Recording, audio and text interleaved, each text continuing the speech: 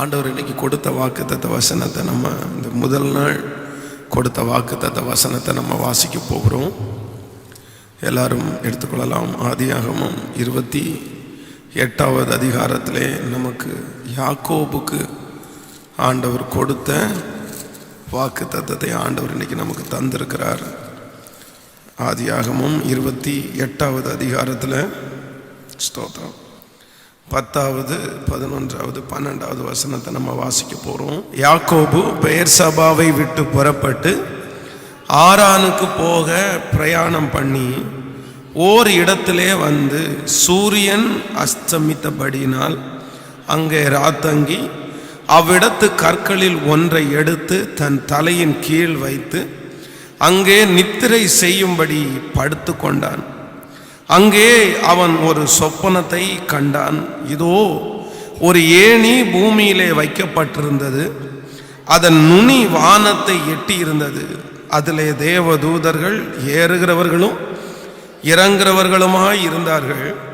அதற்கு மேலாக கர்த்தர் நின்று, நான் உன் தகப்பனாகிய ஆபிரகாமின் தேவனும் ஈசாக்கின் தேவனுமாகிய கர்த்தர், நீ படுத்திருக்கிற பூமியை உனக்கும் உன் சந்ததிக்கும் தருவேன்.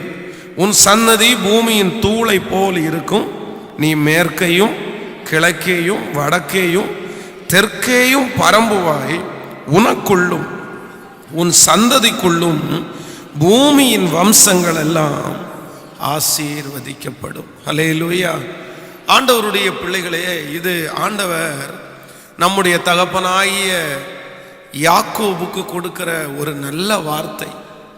யாக்கோபு தன்னுடைய வாழ்க்கையிலே ஆசீர்வாதத்தை பெற்றுக்கொள்ளும்படியாக தன்னுடைய தாயாராலே கொஞ்சம் தவறாக நடத்தப்பட்டு, எப்படியாவது நான் மிகவும் குறைவுள்ளவனாக இருக்கிறேன். வேதம் யாக்கோபை குறித்து சொல்லுகிறது, அவன் குணசாலி, அவன் கூடாரவாசி. தன்னுடைய சகோதரனை போல அவனுக்கு வேட்டையாட தெரியாது. தன்னுடைய சகோதரனை போல அவனுக்கு தைரியம் இல்லை. ஒரு சாதுவான ஒரு மனிதனாக தன்னுடைய வீட்டிலே தன்னுடைய தகப்பனாருக்கும் தன்னுடைய தாயாருக்கும் ஒரு நல்ல குழந்தையாக அவன் வாழ்ந்தான். ஆனால் எப்படியாவது தான் ஆசீர்வதிக்கப்பட வேண்டும் என்று அவன் நினைத்தான். அவனுடைய தாயார் நினைத்தார்கள், பெரியவனாவது போய் எங்கேயாவது போய் வேலை செஞ்சு இல்லைன்னா ஏதாவது காட்டுக்கு போய் அவன் சம்பாரிச்சிருவான் அப்படின்ற நம்பிக்கை அவங்களுக்கு இருந்துருச்சு. ஆனால் இந்த யாக்கோபை குறித்து அவர்களுக்கு ஒரு நம்பிக்கையும் இல்லை. இவன் குணசாலியா இருக்கிறான், இவன் வீட்டிலேயே இருக்கிறான், இவன் எங்கே போவான், என்ன செய்வான் அப்படின்னு அவன் மேல பரிதாபம் கொண்டு அவனுடைய சகோதரனுடைய ஆசீர்வாதத்தை திருட்டளவாய் வாங்குறதற்காக அவனை வழி நடத்துகிறார்கள். அவனும் போய் ஈசாக்கு தன்னுடைய தகப்பனாரிடத்துல போய் தகப்பன் கேட்கிறார், இவ்வளோ சீக்கிரமா உனக்கு எப்படிப்பா இந்த வேட்டை கிடைச்சிருச்சு அப்படின்னு சொல்லும்போது தன்னுடைய தகப்பனாரிடத்துல நிறைய பொய் சொல்றான். பொய் சொல்லி, நான் தான் ஏசா, என்ன அவனை தொட்டு பார்த்த உடனே அவனுடைய உடம்புல ஆட்டினுடைய அந்த தோல் போட்டிருந்ததுனால ரோமம் அவனுக்கு தெரிகிறது. அப்போ அந்த ஈசாக்கு அவனை யாக்கோபை ஆசீர்வதிக்கிறார். எல்லா ஆசீர்வாதத்தையும் அவன் வாங்கிட்டான். அவன் ஆசீர்வாதத்தை வாங்கின கொஞ்ச நேரத்தில் ஏசா அங்க இருந்து நல்ல ஒரு பதார்த்தத்தோட தன்னுடைய தகப்பனாரை சந்திக்க வருகிறான்.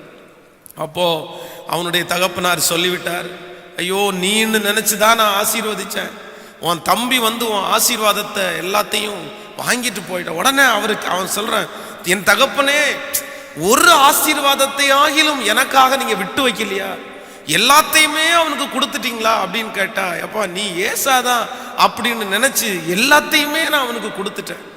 உடனே அந்த ஏசா தன்னுடைய தகப்பனாரிடத்துல கெஞ்சிறான், என் தகப்பனே என்னையும் ஆசீர்வதிங்க, ஏதோ ஒரு ஆசீர்வாதத்தையாவது எனக்கு கொடுங்கன்னு கெஞ்சிறான். தன்னுடைய தகப்பனாரிடத்திலிருந்து சாதாரணமான ஒரு ஆசீர்வாதத்தை வாங்கிட்டு அவனுடைய மனசுல சொல்லுது, இதை விட இவன் வந்து என்ன 2 விசை என்னை ஏமாத்திட்டான், 2 விசை என் வாழ்க்கையில கை வச்சிட்டான். ஒரு விசை சேஷ்டபுத்திர பாகத்தை என் கையில இருந்து கொஞ்சம் கூல காமிச்சு என்னுடைய ஆசீர்வாதத்தை புடுங்கிட்டான். 2வது விசை இப்பொழுது என்னுடைய தகப்பனாருடைய மொத்த ஆசீர்வாதத்தையும் அவன் எடுத்துட்டான். அதனால இனி இவனை உயிரோட வைக்க கூடாது. இவன் இனி உயிரோட இவனை வச்சா இவன் நம்மளையே கொன்றுவான்னு ஒரு தீர்மானம் போட்டு தன்னுடைய தகப்பன் என்றைக்கு மரிப்பாரோ அன்றைக்கு இவனையும் கொன்றுவிட வேண்டும் என்று தன்னுடைய மனதில் நினைக்கிறான். அவன் மேல பயங்கர கோபமா இருக்கிறதுனால அதை ஈசாக்கும் ரெபேக்கால் 2 பேரும் கேட்டு, இனி இவனை இந்த இடத்துல வச்சிருந்தா நல்லா இருக்காது, 2 பேரும் சண்டை போட்டு ஒரே நாள்ல 2 பேரும் செத்தாலும் செத்துருவாங்க அப்படின்ட்டு அந்த இளைய மகன் யாக்கோபு, ஒண்ணுமே தெரியாதவனுக்கு, அவன் குணசாலி, அவன் கூடாரவாசி, அவனை கூட்டு எங்கேயாவது போப்பா, உன்னுடைய மாமனார் வீட்டுக்கு நீ போ, அங்க போய் கொஞ்ச நாள் இருந்துட்டு உன்னுடைய சகோதரனுடைய கோபம் தணிஞ்சதுக்கு அப்புறம் நாங்க சொல்றோம், அதுக்கப்புறம் வான்னு சொல்லி சில பதார்த்தங்களை அவனுக்கு வச்சு அவனை அனுப்பி விடுறாங்க. ஆனா அவனால போய் சேர முடியல. இப்போ இரவு ஆயிருச்சு, அவனால எங்கேயும் நடக்க முடியல. ஃபர்ஸ்ட் போல டிராவல் பண்ண அவங்களால இப்போ போல அவங்களால டிராவல் பண்ண முடியாது. அதனால ஒரு இடத்துல அவன் ராத்தங்க வேண்டும் என்று நினைக்கிறான். அந்த இடத்துல ஒரு கல்லை எடுத்து தன்னுடைய தலையில வச்சு அவன் தூங்குறதற்காக அந்த இடத்துல ட்ரை பண்ணும் போது ஆண்டவர் அந்த இடத்துல அவனுக்கு ஒரு சொப்பனத்தை கொடுக்கிறார். அந்த சொப்பனத்தை தான் நம்ம இந்த இடத்துல வாசிச்சோம். தன்னுடைய வாழ்க்கையிலே அவன் எந்த சூழ்நிலையிலே அந்த இடத்துல இருக்கிறான் அப்படின்னா, எதிர்காலத்தை குறித்த ஒரு நம்பிக்கையற்றவனாய், எதிர்காலத்தை குறித்து மிக பயப்பட்டவனாய். இதுவரைக்கும் நமக்கு அம்மா சாப்பாடு கொடுத்தாங்க, அப்பாவுடைய அரவணைப்புல இருந்தோம், இதுவரைக்கும் நம்முடைய வீட்டில் சொகுசான ஒரு வாழ்க்கை வாழ்ந்தோம். ஆனா இனி நம்ம கூட யார் இருக்க போறா, இனி நம்மளை யார் வழிநடத்த போறா, இனி எங்க போறோம், எத்தனை வருஷம் அங்க இருக்க போறோம், என்ன வேலை செய்ய போறோம், அவங்க நம்மளை ஏற்றுக்கொள்வார்களா ஏற்றுக்கொள்ள மாட்டார்களா என்று எதிர்காலத்தை குறித்து ஒரு மிக பயங்கரமான பயத்துல அவன் சிக்கி இருக்கும்போதுதான் ஆண்டவருடைய வார்த்தை வருது, உன் எதிர்காலத்தை குறித்து நீ பயப்பட வேணாப்பா, நீ பயப்பட வேணாம் என்று ஆண்டவர் அந்த வாக்கு தத்தத்தை அவனோடு பேசுகிறார். இந்த முதல் நாளிலே இந்த உபவாச ஜெபத்திற்கு வந்திருக்கிற ஆண்டவருடைய பிள்ளைகளை, உங்களுடைய அநேகருடைய வாழ்க்கையிலே எல்லா விதத்திலையும் நீங்கள் சந்தோஷமா இருக்கலாம். ஆனா உங்க எதிர்காலத்தை நினைக்கும் போது உங்களுக்கு கலக்கமா இருக்கலாம். என் எதிர்காலத்தை நினைக்கவே முடியாது.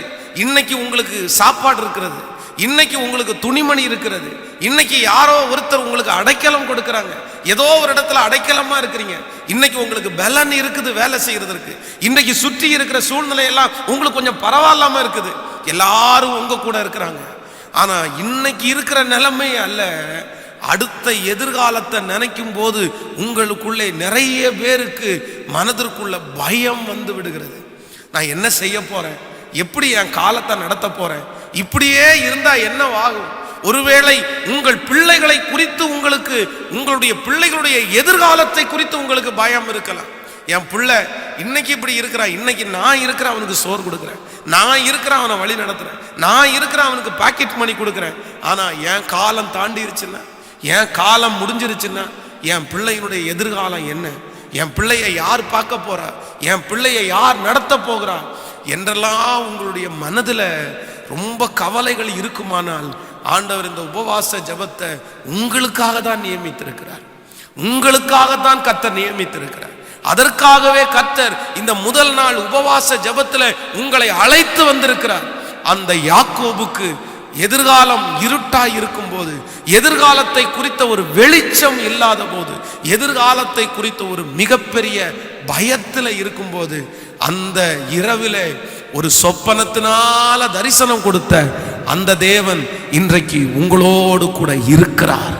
அன்றைக்கு தூதர்களை கொண்டு பேசின தெய்வம் இன்றைக்கு ஊழியக்காரர்களை கொண்டு கர்த்தர் பேசுகிறார்.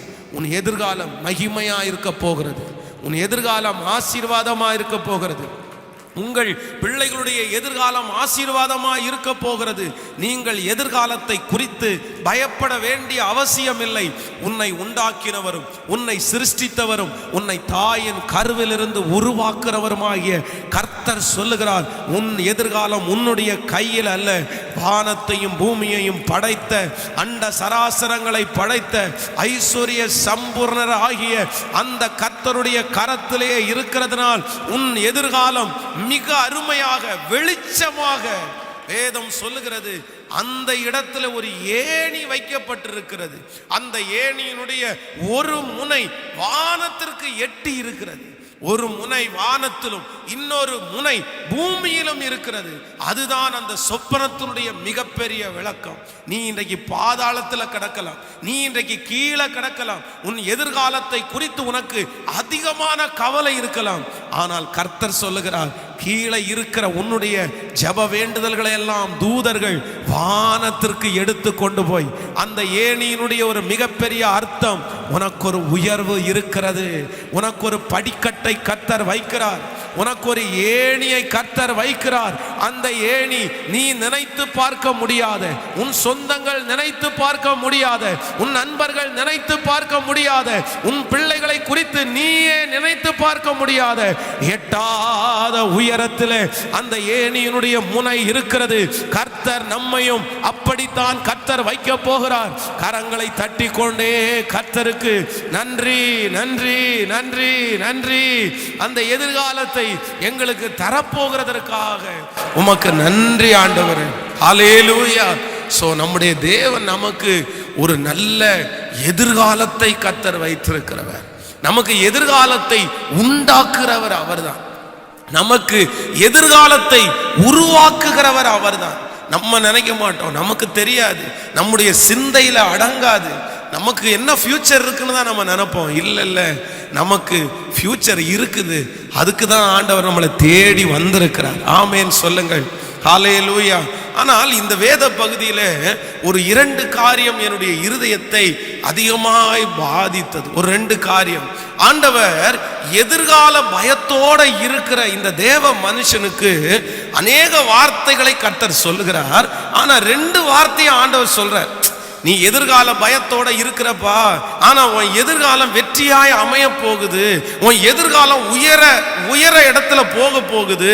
அதுக்கு சில உதாரணங்களை ஆண்டவர் சொல்லுகிறார். அந்த இடத்திலே, அந்த சொப்பனத்திலே அவனுக்கு ஆண்டவர் விளக்கத்தை கொடுக்கிறார்.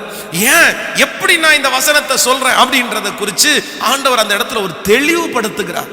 அந்த தெளிவை தான் இன்றைக்கு நமக்கும் கர்த்தர் கொடுக்கிறார். நம்பர் 1, முதலாவதாக அந்த வேத பகுதியில் நம்ம வாசிக்கும் போது, நீங்கள் 15வது வசனத்தை வாசித்தீர்களானால் 28வது அதிகாரத்தில் 15வது வசனத்தை வாசிக்கும் போது, நான் உன்னோடு இருந்து நீ போகிற இடத்திலெல்லாம் உன்னை காத்து இந்த தேசத்திற்கு உன்னை திரும்பி வர பண்ணுவேன், நான் உனக்கு சொன்னதை செய்யும் அளவும் உன்னை கைவிடுவது இல்லை என்றார். அன்பு தேவனுடைய பிள்ளைகளே, எதிர்கால பயத்தோட இருக்கிற தேவ மனுஷனுக்கு, இல்லை என்றால் ஒரு தேவ பிள்ளைக்கு, எதிர்கால பயத்தோட இருக்கிற இந்த சத்தத்தை கேட்கிற உங்களுக்கு ஆண்டவர் சொல்றாரு, உன் எதிர்காலம் நல்லா தான் இருக்க போகுது, உன் எதிர்காலத்தை நான் ஆசீர்வதிக்க போறேன். அது எப்படி ஆசீர்வதிக்க போறார் என்றால், தேவ மனுஷனுக்கு என்ன சொல்றார் அப்படின்னா, நான் உன்னோடு இருந்து, நான் உன்னோடு இருந்து. சோ ஆண்டவர் உங்களோடு இருப்பாரே ஆனால், ஆண்டவர் உங்களுடைய பிள்ளைகளோடு இருப்பாரே ஆனால், உங்கள் பிள்ளைகளுடைய எதிர்காலம், உங்கள் எதிர்காலம் வெற்றியாய் அமையும். எத்தனை பேர் விசுவாசிக்கிறீங்க? ஹல்லேலூயா. இன்று ஆண்டவர் உங்களோடு கூட இருக்கிறார். இன்றைக்கு ஆண்டவர் உங்களை போஷிக்கிறார். இன்றைக்கு ஆண்டவர் உங்கள் தேவைகளை சந்திக்கிறார். இன்றைக்கு ஆண்டவர் உங்களோட இருக்கிறதுனால தான் வார்த்தையினால உங்களை தைரியப்படுத்துகிறார். இன்றைக்கு ஆண்டவர் உங்களோட கூட இருக்கிறதுனால தான் நிறைய ஜெபத்திற்கு கர்த்தர் பதில் தருகிறார். இன்றைக்கு சகலமும் சில நேரத்தில் நேர்த்தியாய் நடக்கிறது. இந்த தேவனாகிய கர்த்தர் சொல்லுகிறார், நான் வரும் காலத்துல உன்னுடைய எதிர்காலத்தை எப்படி ஆசீர்வதிக்க போறேன்னா, நான் உன்னோடு கூட இருப்பேனே ஆனால் கண்டிப்பாக உன்னுடைய எதிர்காலம் ஆசீர்வாதமாக இருக்கும். என் அன்பு தேவனுடைய பிள்ளையே, ஒருவேளை உங்களை நடத்துகிற தாய் உன்னுடைய எதிர்காலத்தில் இல்லாமல் போகலாம். உங்களை நடத்தி கொண்டிருக்கிற தகப்பனார் ஒருவேளை உங்களுடைய எதிர்காலத்தில் இல்லாமல் போயிருக்கலாம். அப்படிப்பட்ட கேள்விக்குறி இங்க இருக்கிற நிறைய பேர் நீங்கள் கேட்டு கொண்டிருக்கலாம். இன்னும் எத்தனை நாள் தான் பாஸ்டர் அவங்க என் கூட இருக்க போறாங்க? இன்னும் எத்தனை நாள் பாஸ்டர் என் தகப்பனார் என் கூட இருக்க போறாரு? இன்னும் எத்தனை நாள் தான் எனக்கு உதவி செய்கிற அந்த மனிதர்கள் இருக்க போறாங்க? இல்ல, அவங்க வெகு சீக்கிரமாய் கடந்து போவாங்க, அவங்க காலம் முடிய போகுது, அவங்க இனி இருக்க மாட்டாங்க. ஆனா ஆண்டவர் உங்க கரத்தை பிடிச்சு சொல்றாரு, உன்னோடு கூட முடிவு பரியந்தம், மரண பரியந்தம் இந்த உலகத்துல இருக்கிற சகல நாட்களிலும் கர்த்தர் உங்களோடு கூட இருப்பேன் என்று வாக்கு கொடுக்கிறார். கர்த்தர் இருப்பார். இன்றைக்கு இருக்கிற அந்த ஆண்டவர் இனியும் உங்களோடு கூட இருப்பேன் என்று கர்த்தர் வாக்கு கொடுக்கிறார்.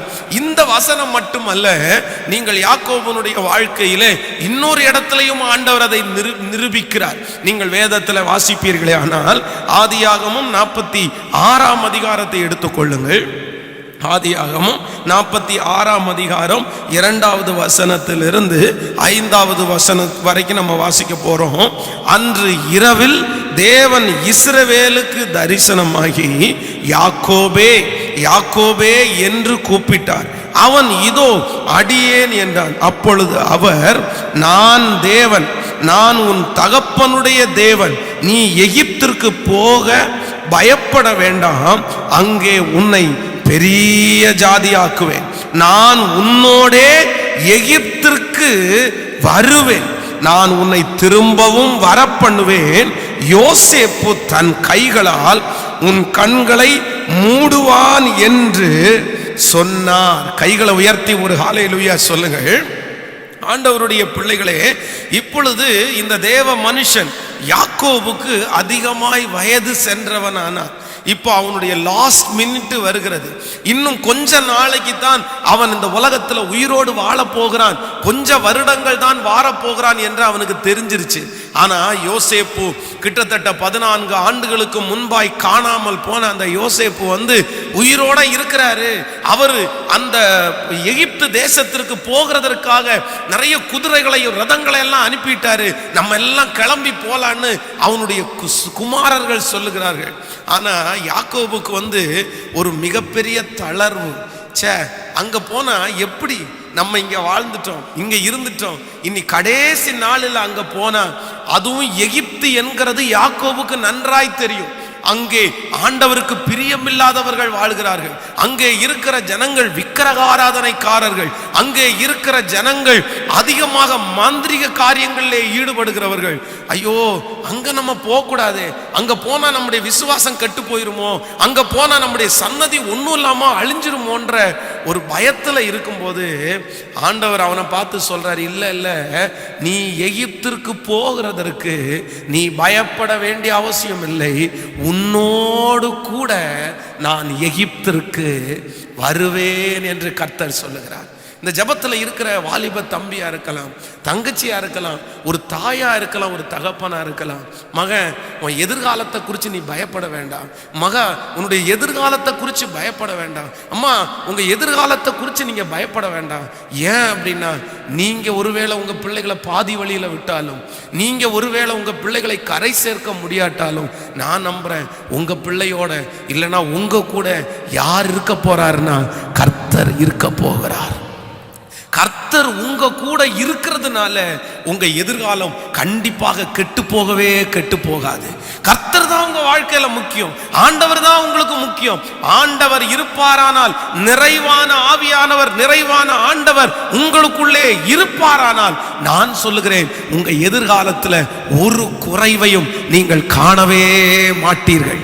உங்க பிள்ளைகளுடைய வாழ்க்கையில ஒரு குறைவையும் நீங்கள் காணவே மாட்டீர்கள். சோ இந்த முதல் நாள் உபவாச ஜெபத்துல நீங்கள் ஜெபிக்க வேண்டிய ஜெபம், உங்கள் பிள்ளைகளுக்காக ஜெபிக்க வேண்டிய ஜெபம், ஆண்டவரே நீர் எங்களோடு கூட இருந்தால் போதும். எதிர்காலத்தை குறித்து பயப்படுகிறீர்களா?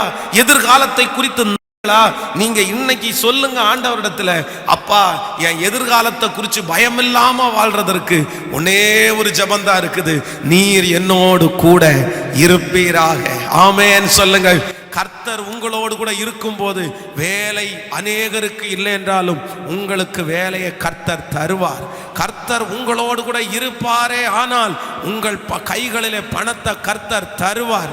கர்த்தர் உங்களோடு கூட இருப்பாரே ஆனால் எதிரிகள் உங்களை ஒன்றும் செய்ய முடியாது. கர்த்தர் உங்களோடு கூட இருப்பாரே ஆனால் வியாதிகள் உங்களை ஒன்றும் செய்யவே முடியாது. கர்த்தர் உங்களோடு கூட இருப்பாரே ஆனால் நீங்கள் அக்னியை தாண்டுவீர்கள், மதிலை தாண்டுவீர்கள், தண்ணீர்களை தாண்டுவீர்கள், வெள்ளங்கள் உங்களை சேதப்படுத்தவே மாட்டார், சேதப்படுத்தவே மாட்டார்.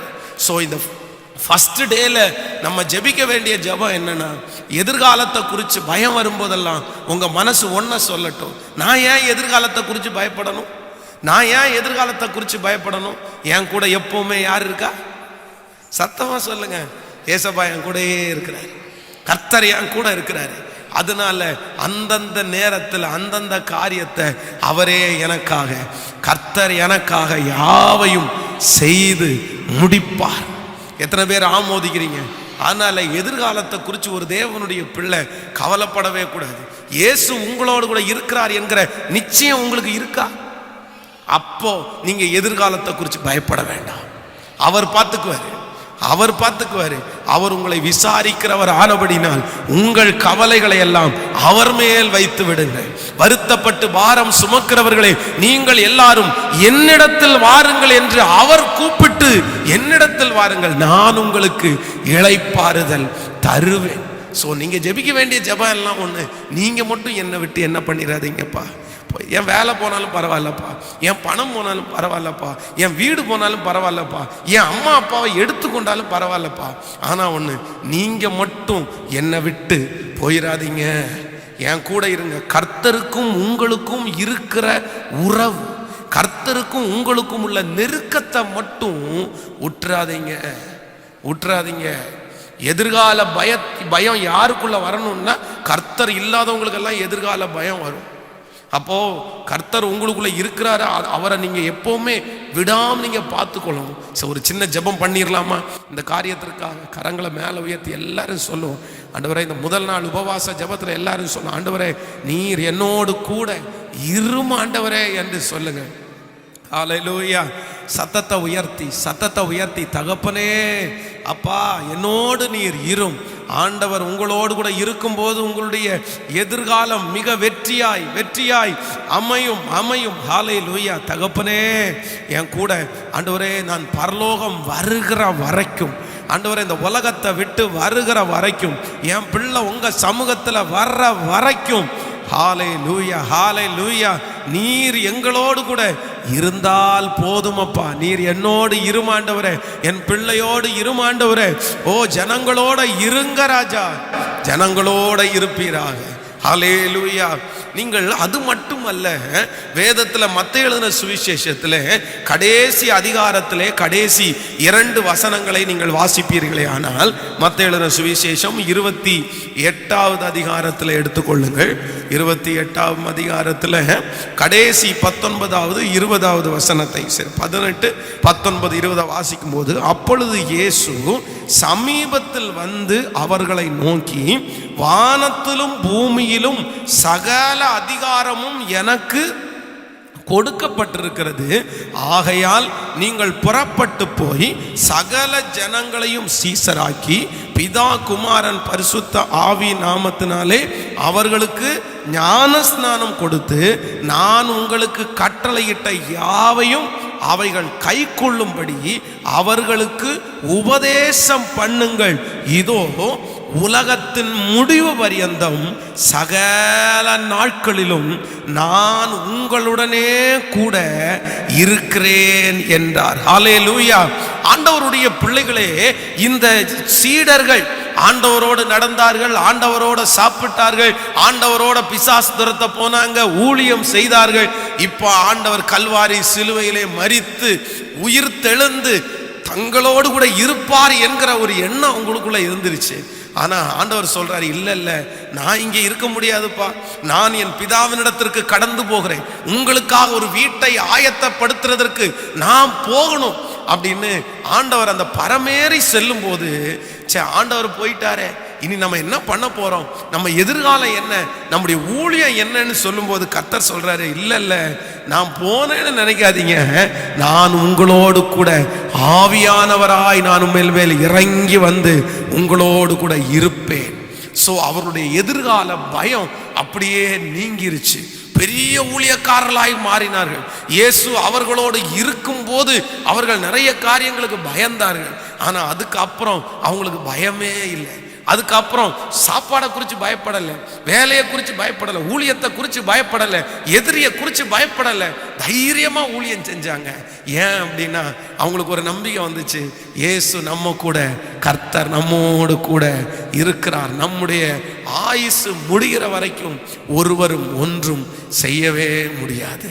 எத்தனை பேர் ஆமோதிக்கிறீர்கள்? இன்று வீட்டில் போய் நீங்கள் அப்படிதான் ஜெபம் பண்ணணும். ஆண்டவரே, அந்த எதிர்கால பயம் உங்களுக்குள்ள வரும்போதெல்லாம் நீங்க இருக்கிறீங்கப்பா, எனக்கு எதிர்கால பயம் இல்லை. ஆமென் சொல்லுங்க பார்க்கலாம். ஹல்லேலூயா. நம்புறீங்களா? விசுவாசிக்கிறீங்களா? எஸ், ஆமென். நம்பர் 2, இரண்டாவதாக இந்த எதிர்கால பயத்தோட இருக்கிற இந்த நபருக்கு ஆண்டவர் இரண்டாவது ஒரு காரியத்தை கூட ஆண்டவர் அந்த இடத்துல சொல்றார். அந்த காரியத்தை நம்ம வாசிக்க போகிறோம். அதை எடுத்துக்கொள்ளலாம். ஆதியாகமத்தில் 28ஆம் அதிகாரம் இப்போ வாசிக்கலாம். 14வது வசனத்தை வாசிக்கலாமா? 28ஆம் அதிகாரம் 14வது வசனம். உன் சந்ததி பூமியின் தூளை போல் இருக்கும், நீ மேற்கேயும் கிழக்கேயும் வடக்கேயும் தெற்கேயும் பரம்புவாய், உனக்குள்ளும் உன் சந்ததிக்குள்ளும் பூமியின் வம்சங்கள் எல்லாம் ஆசீர்வதிக்கப்படும். கர்த்தருடைய பிள்ளைகளே, எதிர்காலத்தை குறித்து பயத்தோட இருந்த இந்த யாக்கோபுக்கு ஆண்டவர் இரண்டாவது ஒரு காரியத்தை சொல்லுகிறார். முதலாவதாக ஆண்டவர் அவரோட சொல்றாரு, நீ எதிர்காலத்தை குறித்து பயப்பட வேண்டாம், ஏனென்றால் எதிர்காலத்துல நான் உன்னோடு கூட இருப்பேன். சோ நான் உன்னோடு கூட இருக்கும் போது எல்லாமே உனக்கு வெற்றி. இரண்டாவது ஆண்டவர் சொல்லுகிறார், நீ எதிர்காலத்தை குறித்து பயப்பட வேண்டாம், நீ வடக்கேயும் கிழக்கேயும் தெற்கேயும் பரம்புவாய், உனக்குள்ளும் உன் சன்னதிக்குள்ளும் உன் பூமியின் வம்சங்கள் எல்லாம் ஆசீர்வதிக்கப்படும் என்று ஆண்டவர் சொல்றாரு. நீ ஆசீர்வதிக்கப்படுகிற ஆசீர்வாதத்தை ஏற்கனவே உனக்கு ஆயத்தம் பண்ணி வைத்து விட்டேன் என்று கர்த்தர் சொல்லுகிறார். சோ இன்றைக்கு எதிர்கால பயத்தோடு வந்திருக்கிற கர்த்தருடைய பிள்ளைகளே, இன்றைக்கு உங்களுடைய கண்கள் காணாமல் இருக்கலாம். அதான் வேதம் சொல்லுகிறது, தேவன் உனக்காக ஆயத்தம் பண்ணி இருக்கிறதை உங்கள் கண்கள் காணவும் இல்லை, உங்கள் காதுகள் கேட்கவும் இல்லை. ஆனா ஆண்டவர் உங்களை ஜெனிப்பிக்கும் போதே, உங்களை பிள்ளையாக ஏற்றுக்கொள்ளும் போதே உங்கள் எதிர்காலத்திற்கான தேவையானதை கர்த்தர் ஆயத்தம் பண்ணி வைத்திருக்கிறார். ஹல்லேலூயா. எத்தனை பேர் விசுவாசிக்கிறீர்கள்? உங்களுடைய எதிர்காலத்திற்கு தேவையானதை கர்த்தர் ஆயத்தம் பண்ணி வைத்திருக்கிறார் என்கிறதற்கு ஒரு மிகப்பெரிய அடையாளம் என்னன்னா இந்த திருச்சபை. ஹலோ, இந்த திருச்சபை இன்னைக்கு உங்களுக்கு சில பயங்கள், எதிர்காலத்தை குறித்த ஒரு பயம் இருக்குது. சோ எதிர்காலத்தை குறித்த பயத்தோட இந்த திருச்சபைக்குள்ள காலடி எடுத்து வைக்கும் போது நீ எதிர்காலத்தை குறித்து பயப்பட தேவையில்லைன்னு இந்த திருச்சபையிலிருந்து ஆண்டவர் உங்களோட பேசுறாரு. சோ உங்களுக்கு இப்படிப்பட்ட ஒரு சூழ்நிலை வரும், இப்படி நீங்க கவலைப்படுவீங்க. உன்னோட பேசுறதற்கு, நீங்க ஜெனிக்கிறதற்கு முன்னாடியே இந்த திருச்சபையை இங்கு ஆயத்தம் பண்ணி வைத்திருப்பாரே. ஆனால் இன்று உங்களை தைரியப்படுத்த, பலப்படுத்த இந்த திருச்சபையை ஆயத்தப்படுத்தி வைத்திருப்பாரே. ஆனால் நான் நம்புறேன், உன் எதிர்காலத்திற்கான தேவையான சகலத்தையும் கர்த்தர் ஆயத்தம் பண்ணி வைத்து விட்டார். நீ கலங்கும் போது உனக்காக வார்த்தையை கர்த்தர் அனுப்புறதற்கு ஆயத்தம் பண்ணி வைத்து விட்டார். நீ தேவைப்படும் போது, தேவையா இருக்கும் போது உனக்கு உதவி செய்கிற ஆத்துமாக்களை கர்த்தர் ஆயத்தம் பண்ணி வைத்து விட்டார். நீ தோல்வியில இருக்கும் போது உன்னை தூக்கி விடக்கூடிய நபர்களை கர்த்தர் உங்களுக்காக ஏற்பாடு செய்து கர்த்தர் வைத்து விட்டார்.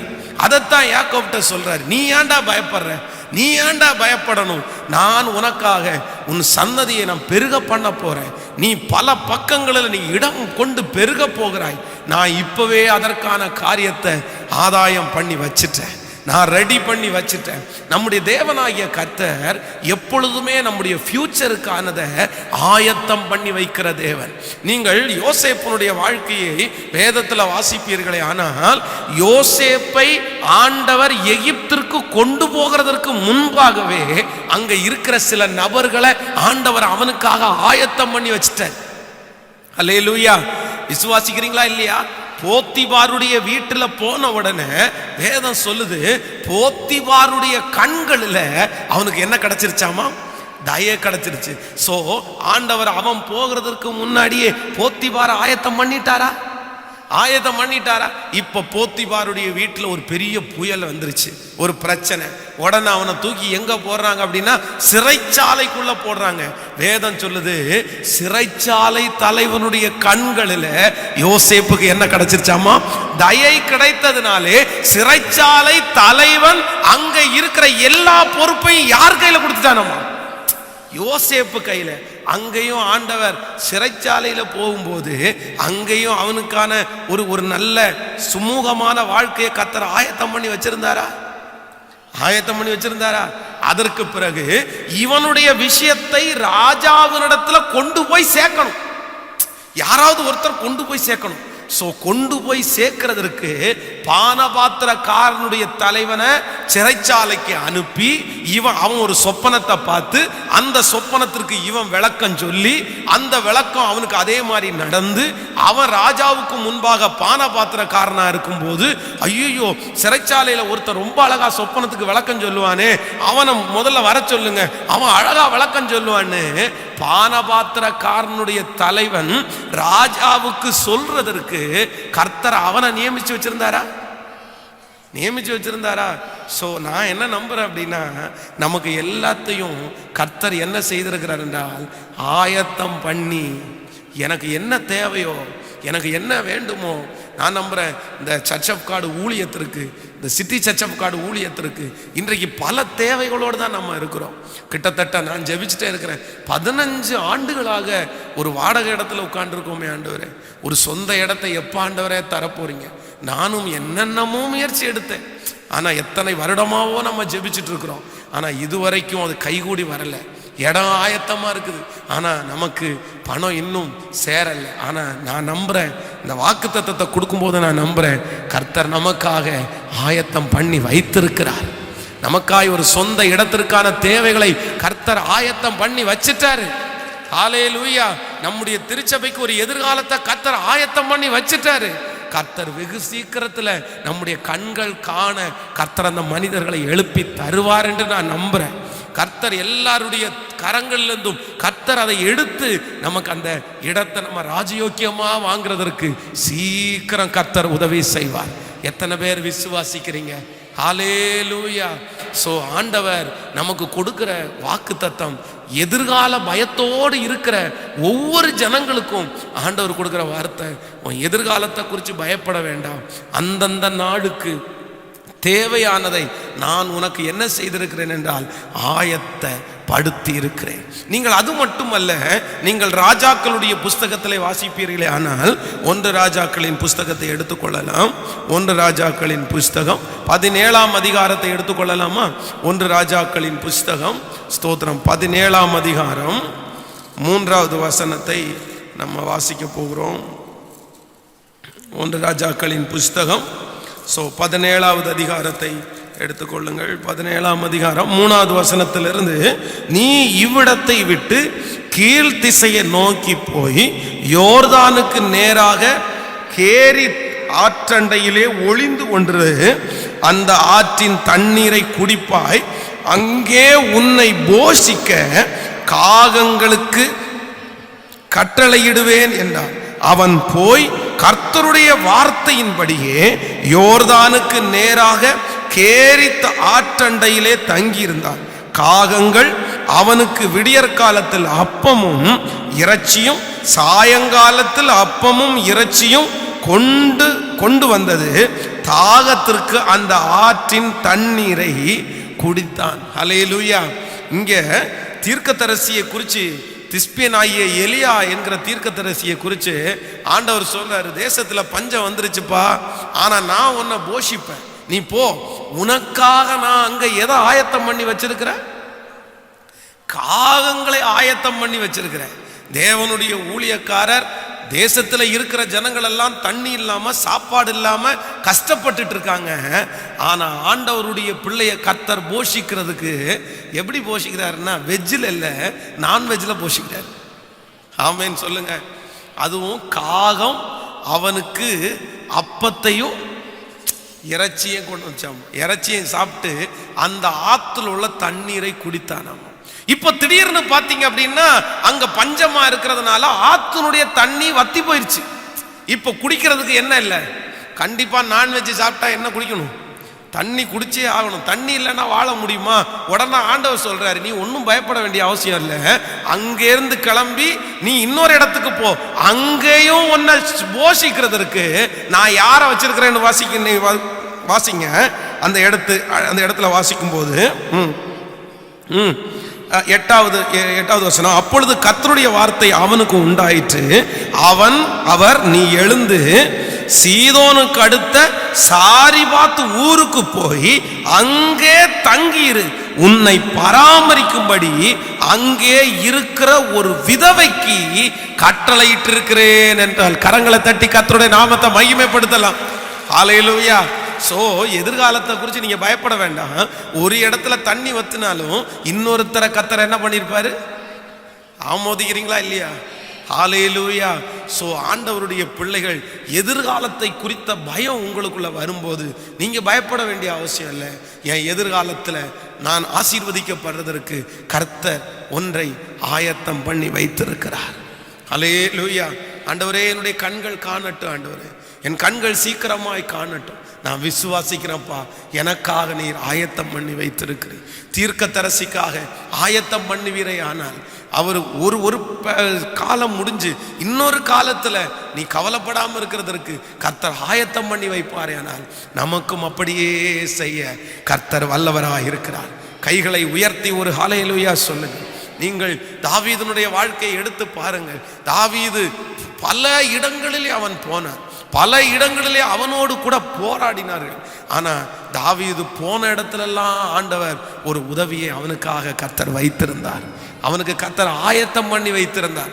அவன் தங்குறதற்கு சிங்கம் இல்லாத ஒரு கெபிய கர்த்தர் ஆயத்தம் பண்ணி வச்சிருந்தார். அவன் தங்குவதற்கு அந்நிய நாட்டை கர்த்தர் அதற்கு தகுந்த மாதிரி ஆயத்தம் பண்ணி வச்சிருந்தார். அவன் ஒரு கத்தி தேவைப்படுதுன்னு சொல்லும் போது ஒரு கத்திய கர்த்தர் அவனுக்கு ஆயத்தம் பண்ணி வச்சிருந்தார். அவனுக்கு சாப்பாடு தேவைப்படும் போது ஒரு நாட்டினுடைய ஸ்திரீயை வரவழைச்சு கர்த்தர் அவனுக்கு சாப்பாடு கொடுத்தார். அந்த தேவன் தான் இன்றைக்கும் உங்களையும் எனக்கும் தேவனுமா இருக்கிறார். இதுவரையிலையும் அவர் நமக்கு ஆயத்தம் பண்ணி வைத்திருந்ததை நம்ம பார்த்தோம். இதுவரைக்கும் நீங்களாக நடந்து வரவில்லை. உங்களுக்கு எந்தெந்த காலத்துல எவ்வளவு தேவைப்படுகிறதோ கர்த்தர் நமக்கு ஆயத்தம் பண்ணி இருந்ததை கொடுத்தாரா இல்லையா? சொல்லுங்க, கொடுத்தாரா இல்லையா? இதுவரையிலும் உன்னை நடத்தின கர்த்தர் இனியும் உன்னை நடத்த வல்லவராய் இருக்கிறார். அவர் இதுவரையும் நடத்தினார், இனியும் அவர் நடத்துவார். கடைசி வரைக்கும் கர்த்தர் நடத்த வல்லவராய் இருக்கிறார். ஆமேன் சொல்லுங்க. சோ இந்த ரெண்டு காரியங்கள் நம்முடைய இருதயத்திலே வைப்போம். நான் என் எதிர்காலத்தை குறித்து பயப்படும் போது நான் ஒன்றை நம்புறேன், நான் கவலைப்பட மாட்டேன். எனக்காக கர்த்தர் ஆயத்தம் பண்ணி வச்சிருக்கிறார். யாக்கோபுக்கு ஆயத்தம் பண்ணின கர்த்தர் எனக்கு ஆயத்தம் பண்ணி கர்த்தர் வச்சிருக்கிறார். ஹல்லேலூயா. நான் நம்புறேன், இந்த கோயம்புத்தூர் பட்டணத்தில் வருவதற்கு ஆண்டவர் எனக்காகவே ஒரு குடும்பத்தை என்ன பண்ணி வச்சிருக்கிறாருன்னா ஆயத்தம் பண்ணி வச்சிருக்கிறாரு. இல்லைன்னா நான் இங்கே வந்திருக்க முடியாது. அதுவும் எப்போ ஆயத்தம் பண்ணினார் அப்படின்னா, கோயம்புத்தூரில் பைபிள் காலேஜில் படிக்கும்போது நான் வார்டனாக இருக்கும்போது ஒரு சர்ச்சுக்கு வந்துட்டு போகிறாங்க, ஒரு ஆக்சிடென்ட் ஆன உடனே பைபிள் காலேஜுக்கு ஃபோன் பண்ணுறாங்க. ஃபோன் பண்ண உடனே அந்த ஃபோனை நான் தான் அட்டன் பண்ணி 3 நிமிஷத்துக்குள்ள அந்த ஆக்சிடென்ட் நடந்த ஸ்பாட்டுக்கு போயிட்டேன். நானே போய் அவங்கள நானும் தூக்கி ஸ்ட்ரெச்சரில் வச்சு தள்ளி அந்த ஹாஸ்பிட்டலுக்குள்ளே கொண்டு போய் அவங்களுக்கு ட்ரீட்மெண்ட் பார்க்குறதுக்காக கொண்டு போகிறோம். உடனே அவங்களுக்கு என் மேலே ஒரு பெரிய அன்பு வந்துருச்சு. அந்த நேரத்தில் ஓடி அவர் வந்தாரே அப்படின்னு அன்பு. அதெல்லாம் காலம் தாண்டி அவங்க அம்மா ரெடி ஆயிட்டாங்க, காலங்கள் முடிஞ்சிருச்சு. நானும் இங்கே முடிச்சுட்டு சென்னைக்கு போனேன், சென்னை முடிச்சுட்டு திருச்சி வந்தேன். கடைசியில் பார்த்தீங்க அப்படின்னா யாருடைய வீட்டில் நான் தங்க வேண்டியதாக இருந்துச்சுன்னா அவங்க தான் எனக்கு அடைக்கலம் கொடுத்தாங்க. அப்போ நான் நம்புகிறேன், இந்த பழக்கத்தை கர்த்தர் எப்போவே உண்டாக்கி இருக்கிறாரு. நான் வார்டனாக பைபிள் காலேஜில் இருக்கும்போதே உருவாக்கி இருக்கிறார் கர்த்தர். அவங்களுக்கு அன்னைக்கு ஒரு விபத்து வர கரெக்டாக எனக்கு ஃபோன் பண்ண, நான் முன்னாடி போய் நிற்க. எவ்வளோ நல்லவர் ஆண்டவர். அப்போ இந்த இடத்துல ஊழியக்காரனாய் என்னை கொண்டு வருவதற்கு கூட ஆண்டவர் ஒரு வீட்டை ஆயத்தப்படுத்தினாரா, ஒரு குடும்பத்தை ஆயத்தப்படுத்தினாரா? அந்த தேவனாகிய கர்த்தர் இன்று உங்களுக்கு சொல்லுகிறார், எதிர்காலத்தை குறித்து பயப்படாத தேவ பிள்ளையே, பயப்படாதீங்க. உங்களுக்கு தேவையானதை கர்த்தர் ஆயத்தம் பண்ணி இருக்கிறார். நீங்கள் நம்புகிறது அவராலே வரும். அவர் கொண்டு வந்து சேர்க்க வல்லவராக இருக்கிறார். என் பிள்ளையை நான் எப்படி படிக்க வச்சுவேன், என் பிள்ளையை நான் எப்படி கரை சேர்த்துவேன் என்றெல்லாம் பயப்படுகிறீர்களா? என் பிள்ளைக்கு என்ன எதிர்காலத்தை கொடுப்பேன்? நீங்கள் கொடுக்க வேண்டாம். உங்கள் பிள்ளைக்கு தேவையான சகலத்தையும் கர்த்தர் ஆயத்தம் பண்ணி கர்த்தர் வைத்திருக்கிறார். ஹல்லேலூயா. நம்புறேன்னு எத்தனை பேர் சொல்றீங்க? என் எதிர்காலம் கர்த்தருடைய கரத்திலே இருக்கிறது. சொல்லுங்க எல்லாரும் கையை மேல உயர்த்தி, என் காலங்கள் உம்முடைய கரத்திலே. தேவ மனுஷன் சொன்னது போல சொல்லுங்க, என் எதிர்காலம் உம்முடைய கரத்திலே இருக்கிறது. என் பிள்ளையினுடைய எதிர்காலம் உம்முடைய கரத்திலே இருக்கிறது. தேவ பிள்ளையே, உங்களுடைய எதிர்காலம், உங்கள் பிள்ளையினுடைய எதிர்காலம் கர்த்தர் கரத்திலே இருக்கிறது, நம்முடைய கரத்திலே அல்ல. ஆமென் சொல்லுங்கள். எல்லாரும் அப்படியே எழும்பி தேவ சமூகத்தில் முன்பாய் கடந்து வந்து, தேங்க்யூ ஜீசஸ், நன்றி ஆண்டவரே, நம்முடைய காலங்கள் கர்த்தருடைய கரத்திலே இருக்கிறது. ஹல்லேலூயா. நம்முடைய பிள்ளைகளுடைய காலங்கள் யாருடைய கரத்தில் இருக்குது? ஆமோதிக்கிறீங்களா இல்லையா? இன்னைக்கு நீங்க நோயாளியா பார்த்த பிள்ளை சாகிற வரைக்கும் நோயாளியா இருக்கும் நீங்க ஏன் நினைக்கிறீங்க? இல்ல உங்களுக்கு வந்திருக்கிற வியாதி அவனுக்கு வரும்னு நீங்க ஏன் நினைக்கிறீங்க? அப்படியெல்லாம் இல்லை, அப்படியெல்லாம் இல்லை. அவங்களுக்கு நல்ல ஃபியூச்சரை கர்த்தர் வச்சிருக்கிறார். இன்னைக்கு உங்களுக்கு இருக்கிறது சாகிற வரைக்கும் உங்களுக்கு தொடரும்னு நீங்க ஏன் நினைக்கணும்? அப்படியெல்லாம் இல்லை. ஆண்டவர் நினைச்சாருன்னா இன்னைக்கு சர்ச்சில் இருந்து வீட்டுக்கு போறதுக்கு உள்ளேயே உங்க நிலைமைகளை மாற்றுறதுக்கு கர்த்தர் வல்லவரா இருக்கு. முடியுமா? முடியாது. ஆண்டவருக்கு அதெல்லாம் பெரிய விஷயமே இல்லை. அதனால ஆண்டவருடைய பிள்ளைகள், உங்க நிலைமையை பார்த்து நீங்க சோர்ந்து போகாதீங்க. ஆண்டவர் எப்போ வேணுமென்னாலும் சூழ்நிலையை கர்த்தர் மாற்றுவார்.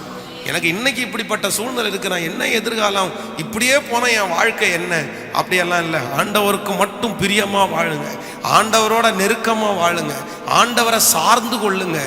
சோதனைன்றது விசுவாச பரீட்சை உங்களுக்கு வரும். கர்த்தர் விசுவாச பரீட்சையை உங்களுக்கு கொடுப்பார், உங்களை சோதிச்சு பார்ப்பார். எதுவுமே நடக்காதது மாதிரி இருக்கும், ஆனா நீங்க மறுதலிக்க கூடாது. நீங்க ஆண்டவரை உறுதியாய் பற்றி பிடிக்கணும். ஆண்டவரை ஆசீர்வாதத்திற்காக உங்களை பற்றி பிடிக்கல, நீர் உண்மை உள்ள தேவன் என்கிறதற்காக உங்களை பற்றி பிடிக்கிறேன் அப்படின்னு நீங்க ஆண்டவரை நெருங்கிட்டே இருக்கணும், விட்டுறவே கூடாது. அந்த பரீட்சை முடியும் பாருங்க, அதுக்கப்புறம் கர்த்தர் உங்களுக்காக ஆயத்தம் பண்ணி இருக்கிறத உங்க கண்ணுக்கு கர்த்தர் காண்பிப்பார். அதனால இன்று இருக்கிற நிலைமை நாளைக்கு உங்களுக்கு வரும்னு நீங்க நினைக்க கூடாது. ஆண்டவர் எப்பவும் மாற்றை 10 பேர் சொல்லியிருக்கலாம் இந்த நிலைமை உனக்கு மாறாதுன்னு. இல்லை, கர்த்தர் மாற்ற வல்லவரா இருக்கிறார். கையை மேல உயர்த்தி நம்புற ஆண்டவரேன்னு சொல்லு. எல்லாரும் கண்களை மூடி சத்தத்தை உயர்த்தி சொல்லுவோம். அப்பாவை பார்த்து, ஆண்டவரே, நீர் எனக்கு ஒரு நல்ல எதிர்காலத்தை வைத்திருக்கிறீர், நான் நம்புகிறேன். S Lord, price. என் பிள்ளைக்கு ஒரு எதிர்காலத்தை வைத்திருக்கிறீர். என் நிலைமை எப்படி நீடிக்காது. என்னை தூக்குவீர், என்னை நிறுத்துவீர், என்னை அலங்கரிப்பீர், என்னை சாட்சியாக நிறுத்துவீர். சத்தத்தை உயர்த்தி ஜெபிச்சுட்டே இருங்க. ரம்தல ஷோகார போர ஹதரரமா. இயேசு பெரியவர், இயேசு பெரியவர், இயேசு பெரியவர். ராஜாதி ராஜாவே, ஹல்லேலூயா. இதோ உன் பிள்ளையினுடைய எதிர்காலம் கட்டப்படுகிறது. இன்று உன் பிள்ளை புறக்கணிக்கப்பட்டவன் தான், இன்று உன் பிள்ளை உருப்படாதவன் என்று பேர் வாங்கினவன் தான், இன்று உன் பிள்ளை நிலைவரம் இல்லாதவன் தான். ஆனால் கர்த்தர் நல்ல ஒரு எதிர்காலத்தை உன் பிள்ளைக்கு கர்த்தர் வைப்பாராக. இயேசுவே நான் நம்புறேன், இயேசுவே நான் விசுவாசிக்கிறேன். ஹல்லேலூயா. நம்புறாண்டவரே, ஓ நம்புறாண்டவரே, நீரோ மாறாதவர், ஆண்டுகள் முடிவதில்லை. நீரோ மாறாதவர், ஆண்டுகள் முடிவது. பாடுவோம். நீரோ மாறாதவர், ஆண்டுகள் முடிவதில்லை. நம்பிக்கையோடு, நீரோ மாறாதவர், ஆண்டுகள் முடிவதில்லை. சட்டங்கள் மாறலாம், திட்டங்கள் மாறலாம், உலகமே மாறலாம், கர்த்தர் நீர் மாறாதவர். திட்டங்கள் மாறலாம், உலகமே ஓ கர்த்தர் நீர் மாறாதவர், நீரோ மாறாதவர், ஆண்டுகள் முடிவதில்லை, நீரோ மாறாதவர், ஆண்டுகள் முடிவதில்லை. காலங்கள் மாறலாம், காட்சிகள் மாறலாம், கனவுகள் மாறலாம், கர்த்தர் நீர் மாற. பாடுங்க பார்க்கலாம். காலங்கள் மாறலாம், காட்சிகள் மாறலாம், கனவுகள் மாறலாம், கர்த்தர் நீர். கரங்களை மேல தட்டி நீரோ மாறாதவர். அப்பா இப்போ இப்போ உங்க வாக்கு தத்தத்தை நான் ரிசீவ் பண்றேன். உங்க வாக்கு தத்தத்தை என் பிள்ளைகளுக்குள்ள அனுப்புறேன். இந்த ஜெபத்துல எத்தனை பேர் இருக்கிறாங்களோ அவர்களுக்கு ஒரு வெற்றியான எதிர்காலம். எதிர்காலம் அஜா, எதிர்காலத்தை குறிச்சு பயந்து வந்திருக்கிற பிள்ளைய பாருங்க, அந்த தாயார பாருங்க, அந்த சிஸ்டரை பாருங்கப்பா, அங்க பிரதரை பாருங்கப்பா. டாடி டாடி டாடி, எங்களுக்கு இருக்கிற ஒரே ஒரு நம்பிக்கை நீங்க மட்டும்தான்ப்பா, நீங்க மட்டும்தான்ப்பா, நீங்க மட்டும்தான்ப்பா. எங்களுக்கு இருக்கிற ஒரே ஒரு நம்பிக்கை நீங்க மட்டும்தான்ப்பா. எங்க பிள்ளைகளுக்கு இருக்கிற ஒரே நம்பிக்கை நீங்க மட்டும்தான் சுவாமி, நீங்க மட்டும்தான் சுவாமி. எங்க காலங்கள் உங்க கரத்தில் அல்லவோ இருக்கு, எங்கள் காலங்கள் உம்முடைய கரத்தில் அல்லவோ இருக்குது, எங்கள் காலங்கள் உம்முடைய கரத்தில் அல்லவோ இருக்கிறது.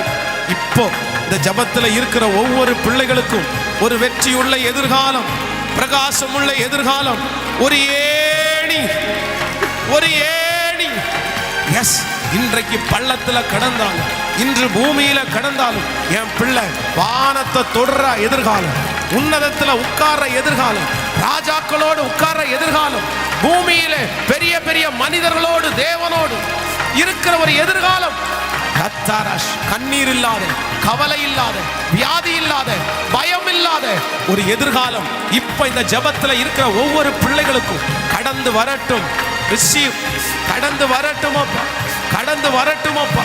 மனதுல இருக்கிற எதிர்கால பயங்கள் மாறுவதாக, எதிர்கால பயங்கள் மாறுவதாக.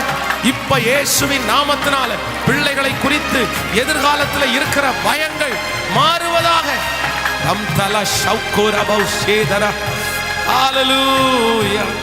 நன்றி ஆண்டவரே, நன்றி, கோடி நன்றி அப்பா, நன்றி ராஜா. இன்னைக்கே இவ்வளவு கடினமா இருக்குது, இன்றைக்கு ஒரு நாளை தாண்டதே வருத்தமா இருக்குது. டெய்லி காலையில எழும்பும் போதெல்லாம் அவங்க மனசு இதை மட்டும்தான்ப்பா சொல்லுது. நாளைக்கு எப்படி கடத்த போறேன், நாளானைக்கு எப்படி நான் வாழ போறேன். அப்பா ராஜா, ராஜா, அதுதான்ப்பா அவங்களுடைய மனசு, அதைத்தான்ப்பா அவன் மனசு சொல்லுது. நிறைய பேர் வாழ்கிற வாழ்க்கைய சுலபமா வாழல, கடினமா தான்ப்பா வாழ்றாங்க. இப்படியே போயிட்டு இருந்தா நான் என்ன செய்வேன், என் ஃபியூச்சர் என்ன, என் எதிர்காலம் என்ன? டாடி, உங்க வார்த்தையை தான் நான் விசுவாசிக்கிறோம் டாடி. நீங்க வார்த்தையில உண்மை உள்ளவர் ஆச்சே அப்பா. நீ வாக்குத்தத்தத்தை கொடுத்தா ஆம் என்றும் ஆமேன் என்றும் நிறைவேற்றுவேன் என்று சொன்னீரே ராஜா. டாடி, இப்ப இந்த ஜெபத்துல இருக்கிற பிள்ளைகளுக்கு ஒரு வெற்றியான எதிர்காலம், ஒரு ஆசீர்வாதமான எதிர்காலம். ஹல்லேலூயா, ஹல்லேலூயா, ஹல்லேலூயா. கொடுங்கப்பா, கொடுங்கப்பா. இன்னைக்கு அந்த அற்புதம் நடக்கட்டும் சாமி. இன்னையிலிருந்து அவங்க எதிர்காலத்துல இறங்குபடி இல்லை, இன்னையிலிருந்து ஏறுபடியா இருக்கட்டும்பா. இப்ப அவங்களுக்கு முன்னாடி வைக்கப்படுகிற அந்த படியில அவங்க ஏறட்டும். இன்னைக்கு ஃபர்ஸ்ட் ஸ்டெப், இன்னைக்கு ஃபர்ஸ்ட் ஸ்டெப், இன்னைக்கு ஃபர்ஸ்ட் ஸ்டெப் என் பிள்ளை எடுத்து வைக்கட்டும், என் மகள் எடுத்து வைக்கட்டும், என் மகன் எடுத்து வைக்கட்டும், அந்த முதல் ஸ்டெப் எடுத்து வைக்கட்டும். நன்றி ராஜா, ஜெபங்களை கேட்கிறதற்காக நன்றி. இந்த இடத்திற்கு நேராய் கரங்களை நீட்டி ஆண்டவர் நமக்கு ஒரு சொந்த இடத்தை கர்த்தர் தரணும்.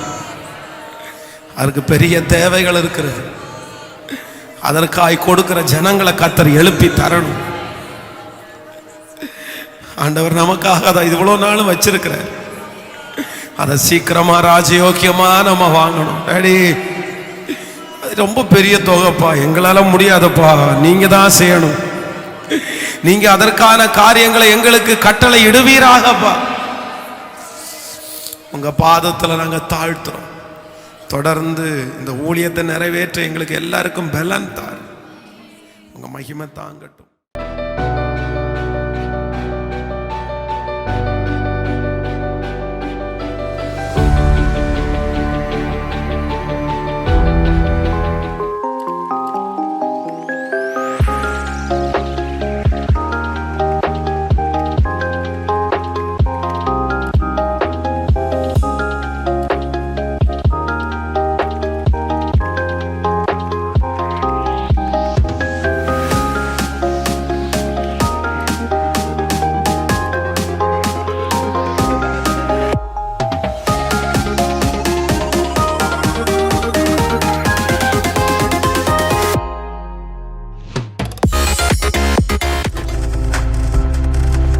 நீங்கள் பார்த்து கொண்டிருப்பது உங்கள் ஜாய் டிவி. உங்கள் துக்கம் சந்தோஷமாய் மாறும்.